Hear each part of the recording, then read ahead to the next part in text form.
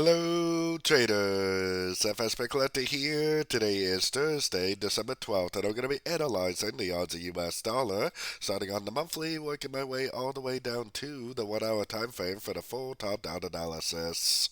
So on the Aussie dollar, we have definitely been drifting down for quite some time now. I think this is probably still a WXY, and the most likely target I think at this point is probably the 100% Fibonacci extension of this move, projected off the top of this move. So I think that we still potentially have a lot of downside potential left on this move. So taking it down to the weekly. So on the weekly time frame, we are sitting at a major support level, so we could possibly get a significant bounce here. Now, if this really is a wave X, then it possibly could even turn into three waves like this.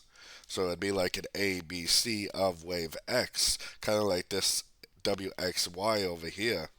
So anyways, let's take it down to the daily time frame. So on the daily, we definitely do have a pretty impulsive move up, but we definitely do not have a break of structure. The trend is definitely still down. This move up very easily could just be a crutch into this last wave down. We very easily could end up bouncing from any one of these Fibonacci levels and continuing the downtrend. So you have to keep in mind that the trend is definitely down on all these higher roadmap time frames.